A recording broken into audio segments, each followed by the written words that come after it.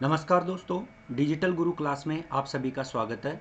दोस्तों, आज की जो हमारी क्लास है वो है 27 अप्रैल को होने वाले RSCIT के पेपर के आंसरों के संबंध में।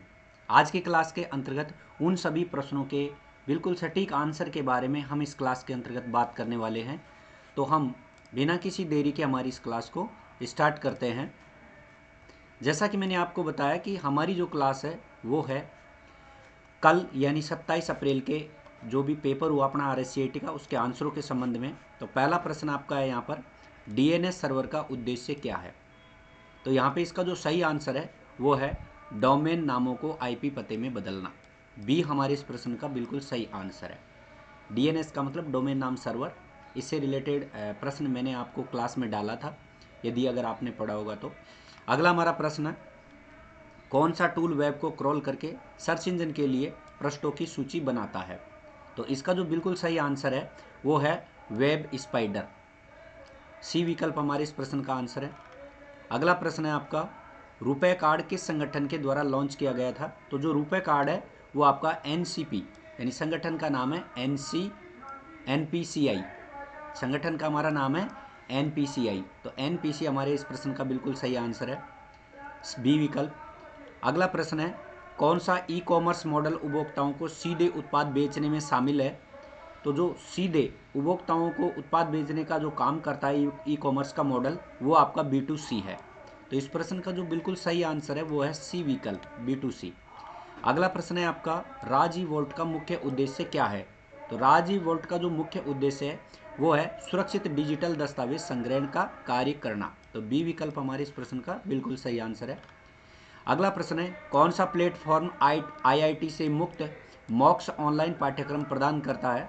तो इसका जो बिल्कुल सही आंसर है वो है NPTEL यानी बी विकल्प हमारे इस प्रश्न का बिल्कुल सही आंसर है। अगला प्रश्न है आपका, कौन सा ऑपरेटिंग सिस्टम ओपन सोर्स है और मोबाइल उपकरणों में आमतौर पर उपयोग में लिया जाता है। तो जो open source mobile operating system है वो है आपका एंड्रॉयड। तो इस प्रश्न का जो बिल्कुल सही आंसर है वो आपका बी विकल्प है। अगला प्रश्न है, किस सुविधा का उपयोग एक टेक्स्ट से दूसरे टेक्स्ट में फॉर्मेटिंग कॉपी करने के लिए किया जाता है। तो यदि हमें फॉर्मेटिंग की कॉपी करनी होती है तो उसके लिए हम फॉर्मेट पेंटर ऑप्शन का यूज करते हैं। तो इसका जो बिल्कुल सही आंसर है वो आपका ए विकल्प है।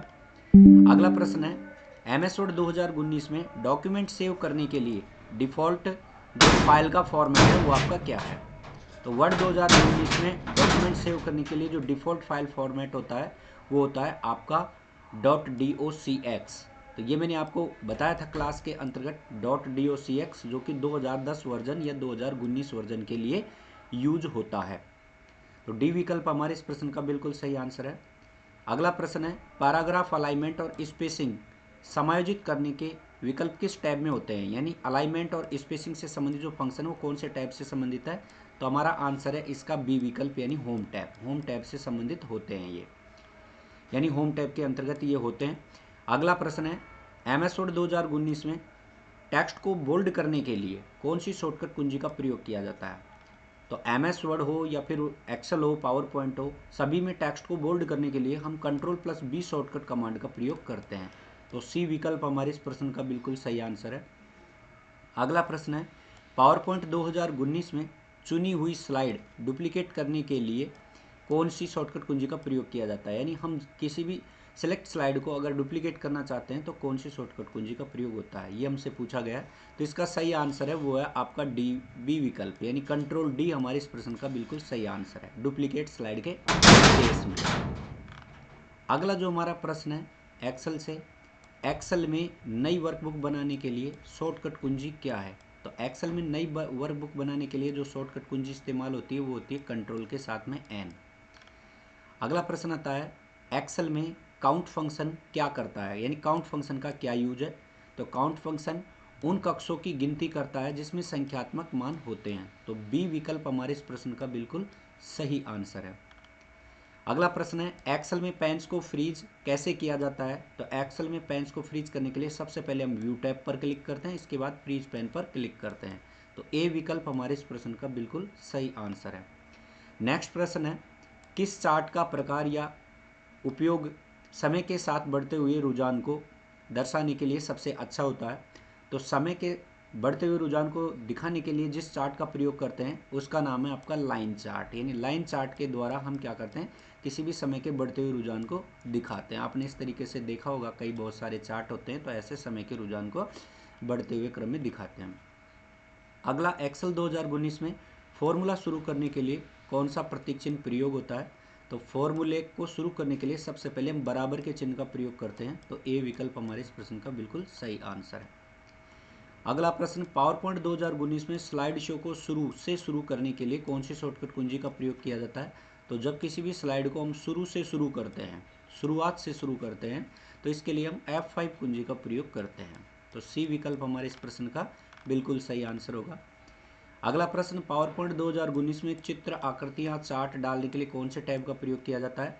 तो चाहे आपका पावर पॉइंट हो, चाहे वर्ड हो, एक्सेल हो, सभी के अंतर्गत चित्र, आकृतियाँ, चार्ट आदि इंसर्ट टैब के अंतर्गत होती है। तो इंसर्ट टैब हमारे इस प्रश्न का बिल्कुल सही आंसर है।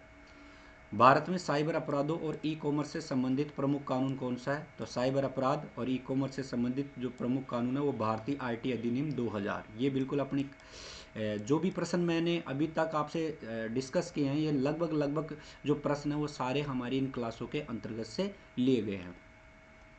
अगला प्रश्न है, सहयोगात्मक वर्ड प्रोसेसिंग के लिए कौन सा गूगल वर्क स्पेस ऐप उपयोग होता है? तो वर्ड प्रोसेसिंग के लिए हम गूगल डॉक्स का यूज करते हैं।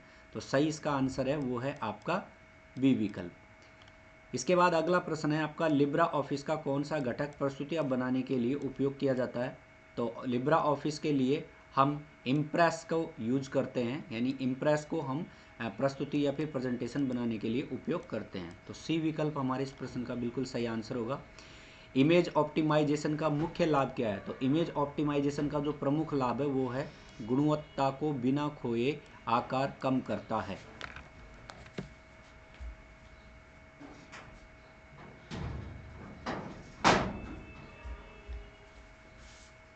तो इस प्रश्न का जो बिल्कुल सही आंसर है वो है आपका बी विकल्प, गुणवत्ता को बिना खोए आकार कम करता है। अगला प्रश्न है, सिस्टम रिस्टोर पॉइंट का उद्देश्य क्या है? तो सिस्टम रिस्टोर पॉइंट क्या करता है? सिस्टम को पिछली स्थिति में पुनः स्थापित करता है। तो बी विकल्प हमारे इस प्रश्न का बिल्कुल सही आंसर है।